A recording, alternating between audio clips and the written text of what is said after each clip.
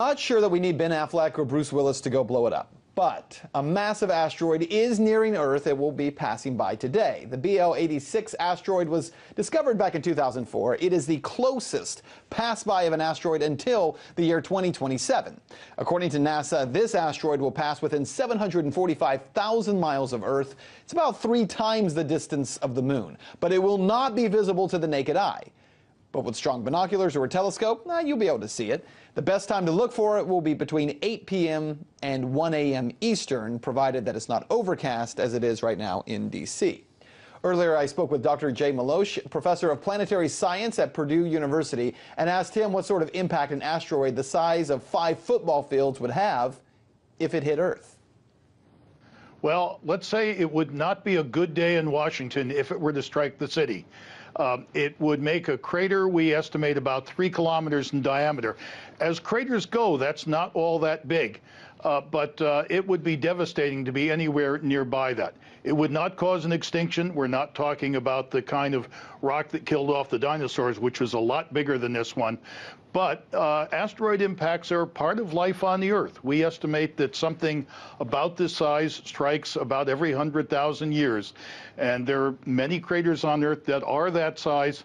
So, this kind of thing is part of life on Earth. It's a rare event, but it can be very catastrophic when it happens nearby. Certainly so. And I mentioned in the lead up to this that the next close pass by after tonight would be in 2027. In that case, the asteroid 1999 AN-10 could come within 37,000 kilometers from the Earth's center, according to NASA. That's only, 19,000 miles above the Earth's surface.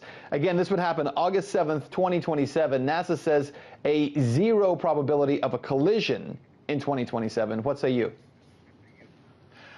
Well, I go by NASA. A lot of good people are working pretty hard to make these estimates, to get a good orbit, to predict the calculation.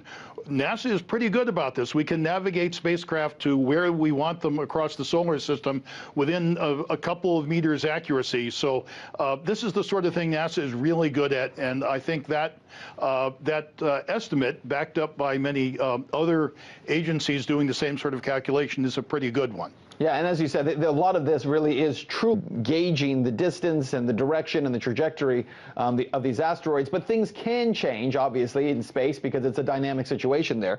Assuming, just for a second, that one of these asteroids were on a collision course with Earth, and we have to do something because it is a catastrophic event on its way.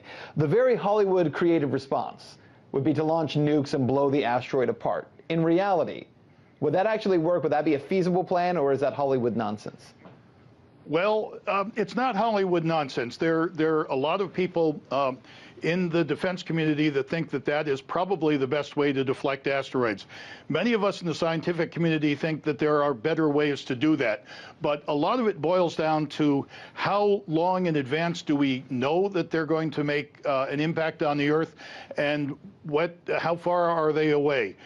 For example, we only need to change the velocity of this asteroid by a centimeter a second, something about that fast, if we know about it 10 years in advance. There are a lot of ways of stopping an asteroid that do not involve nuclear weapons that could be deployed 10 years or even 5 years ahead of time and turn a direct hit into a clean miss. If we found something that we're coming in, at the last minute with only a few days warning, probably nuclear weapons would be launched. But it's not a preferred strategy by most of the world outside the defense community. We talked a minute ago about unintended consequences. Are we looking at the same type of situation there where you might have, now nuclear charged rocks falling to Earth? Well, that would be one of the consequences. That's right. A detonation just before impact would allow a lot of the debris to hit the Earth. One thing we don't even know is it better to have a concentrated hit in one spot by a concentrated object, or is it better to bust it up in a lot of fragments and then have the fragments fall over a larger area? I don't know the answer to that, and it hasn't really been studied yet, but it's something that needs to be looked at. if you were just one area and you knew exactly where it was going to be, good old-fashioned civil defense could be pretty effective at clearing the area and turn a disastrous hit into a media event where we'd all watch it at a safe distance. Well, certainly we hope that it all remains theory and never has to be put into practice. Dr. Jay Maloche, professor of planetary science at Purdue University, thanks so much for your insight. In New York City this morning after the shooting of two more for the murders of two officers last month in Brooklyn. Two suspects involved in the shooting that took place around 10:30 last night. Surveillance video shows the moment the officers came up against the suspect's gunfire. As they approached the individual, one male was outside, one went inside. They approached the male outside when the male inside began firing at the officers through the doorway. That deadly shooting at a veterans medical clinic at Fort Bliss in Texas is under investigation. This morning, the gunman killed one person before officials say he shot and killed himself. It was a busy afternoon at the Veterans Affairs Clinic at Fort Bliss in El Paso when reports of an active shooter came in at about 3 o'clock. The VA ordered everyone to shelter in place while authorities searched for the gunman. The suspect shot and killed one person before turning the gun on himself. Colorado Springs, Colorado. The FBI is actively investigating an explosion outside the local NAACP chapter. Bomb squad members combed the scene after an explosive device detonated against the building. Well, this year's flu season has reached record-breaking levels. Nationwide, at least 21 children have died so far. So many people are getting sick with the flu this year that nationwide CDC officials are declaring it an epidemic. Local hospitals are suing Multicare because of mandatory flu shots with the risk of losing their jobs if they don't comply. Multicare is taking it one step further, requiring every employee to get a flu shot or make a plea to a special committee as to why they shouldn't. The nurses union says failure to do so could mean termination. And some nurses have been forced to take the flu vaccine even though they have religious or personal objection because they're afraid of losing their jobs. If they don't comply, they can be fired.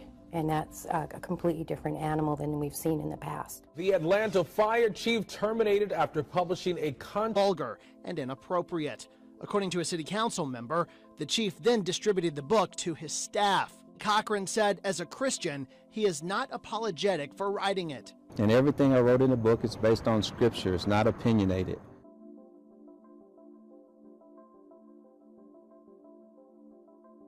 Newsweek magazine's latest issue is it's a piece bashing the Bible. You can see the cover there. The cover declaring the Bible so misunderstood, it's a sin.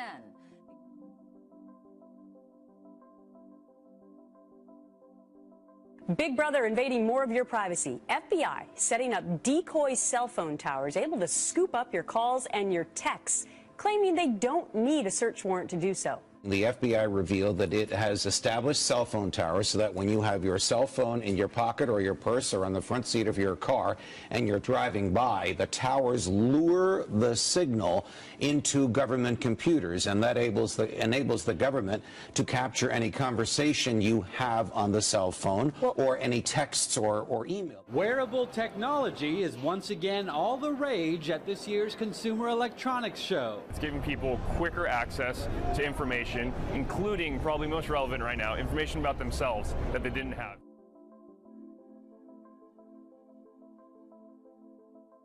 The biggest concerns for everyone who uses technology right now is hacking. Some people say the key to staying secure may actually be getting rid of passwords and PIN codes. We are working with all the major banks in the United States and overseas and many other companies to replace usernames and passwords. Now that transition, once that happens, you won't have to enter a username and a password and merge it to your biometrics. Just like you see mobile payments are changing little by little, starting to use your fingerprint, this is a step in moving away from passwords. You've seen a lot of options. Fingerprint technology, Hector's app, We have these cards that have RFID chips in them, like you mentioned, constantly broadcasting. In 2015, all cards are going to this, but not just credit cards, debit cards, driver's licenses, student IDs. 2014 is going down in history as the year with the highest level of persecution of Christians in modern times. Hey, John, well, it is a very dangerous time to be a Christian.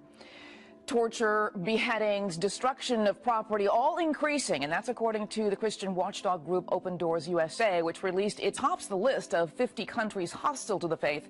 Islamic extremism remains the #1 threat.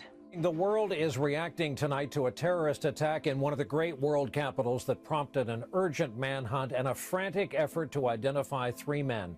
Today in Paris, in broad daylight, masked men entered the editorial offices of a satirical magazine. Their target in the heart of Paris was the satirical magazine Charlie Hebdo. Minutes later, more killing as police officers confront the gunman. One attacker walks to a wounded officer and shoots him point blank. France is on its highest terror alert. More than 80,000 security forces have fanned out across the country. Officers blocked roads and searched houses in the Picardy region north of Paris. As darkness fell tonight, the hunt continued. Police are going through towns and villages across this entire area. They're on foot, they're going door to door looking for any possible hiding places. France is reeling from bloody twin sieges in Paris and near the capital, which left 4 hostages dead and 4 others critically injured. Helicopters flew overhead while snipers took positions on nearby rooftops. It was a heart-stopping finale. An entire nation on edge, much of the world watching. 2 hostage standoffs and raids unfolding, just minutes but miles apart. Here's the point. There's been a very serious push from the left saying, let's not over-militarize our cops. That should put an end to that discussion right now. We should over-militarize. We should continue to do that. One last thought. I'm sorry. No, after 9/11, I was in the building in 9/11. Right after 9/11, there was the New York City cops. What they did was they did these shows of force. Heavily armed cops would walk around buildings. They'd show up anywhere. 12 cop cars would line up. They'd get out with the full body gear, with the machine. The bad guys, they're there. That's kind of gone away. Maybe it's time to bring it back. You want it's to live not in a intimidating. police state, though? No, I mean, I don't want to. It's not a police state. Okay, but It's let me. safe. We begin in France with a massive national day of unity. All those world leaders led by the president of France, by his longtime political rival as well. You see Angela Merkel, the German chancellor there. Others, we saw Benjamin Netanyahu, David Cameron, Mahmoud Abbas, all gathered in one place, all going to lead a very, very large crowd. This is an unprecedented moment, Steve. We're hearing more than 1 million people. Dozens of world leaders expected here today, including the German chancellor, prime ministers of Italy, Turkey, Israel, Jordan's king and queen, Spain is here. Well, one thing we learned early on about Pope Francis, meanwhile, is the new boss is definitely not the same as the old boss. Next year, the pontiff's focus will be on change, not his own, but climate change. A new blast of Arctic air has temperatures plummeting across a big portion of the country. It is 30 below zero in Riverton, Wyoming, and a snowstorm in the southwest dusting Las Vegas and blanketing parts of California. The snow fell so fast in Southern California, more than 200 motorists became stranded on winding mountain roads overnight. By morning, the storm had dumped more than 6 inches of snow in low-lying valleys, breaking a snowfall record set in the 1800s. Never see this in my life, so it's a lot of snow. Mentioned Catalina, that's where a fierce windstorm turned deadly. The high winds and choppy water slammed boats ashore in Avalon Harbor. One witness described it as like a witch's cauldron, with the wind whipping up from all directions. Another, a man who's lived in the island for 45 years, says he's never seen anything like it. Boats ripped from their moorings. A massive bushfire in South Australia has destroyed homes and is putting people's lives in danger. The fire is out of control on several fronts and threatening the outskirts of Adelaide. With conditions described as the worst since 1983, there are fears that further wind changes could accelerate the fire. Smoke from the affected area northeast of the city can be seen from far away. Here in the United States, though, a massive Arctic front is plunging much of this country into a deep freeze today. Temperatures are below zero in several northern states. Iced over roads Tuesday, causing an invasion of Arctic air could send temperatures plummeting to 25 degrees below in parts of the Midwest. In Iowa, the deep freeze may have played a role in this water main break, crumbling this road and opening an 8-foot crater. Fierce waves crashing off Muskegon Harbor left the 48-foot high lighthouse covered in ice. Look at that. A blanketing, ferocious band of snow, lake effect snow in Michigan, so powerful it reduced visibility to zero and led to a deadly pileup of well over 100 vehicles on the interstate I-94. A stretch of Michigan interstate looked and sounded more like a combat zone. A winter whiteout causing a massive pileup, shutting down a section of the I-94 in both directions, killing 1, injuring 22. Police say 123 vehicles, 65 of them semi-trucks, slammed into one another. Some burst into flames. Another fatality and injuries reported in this 50-car pileup just outside Ann Arbor. To New Zealand now, where the South Island was rocked this morning by a series of strong earthquakes. The most severe tremor measured 6.4 in magnitude, the second biggest since the devastating 2011 quake. Reported on those earthquakes in Texas, felt in and around Dallas. Well, tonight, word of yet another one. Now, 11 earthquakes in just the last 24 hours. And, of course, the new concern over what's causing this. Yep, we're having an earthquake. You think California, Japan, maybe Mexico, but Texas? Did we just have an earthquake? Yes, ma'am, I believe we did. In the last 24 hours, nearly a dozen small quakes clustered near the town of Irving, leaving Texas-sized cracks. This video footage captured in Israel shows a woman struggling to walk down a street in a central Israeli city. This storm caused power outages that left tens of thousands cut off from electricity and heating.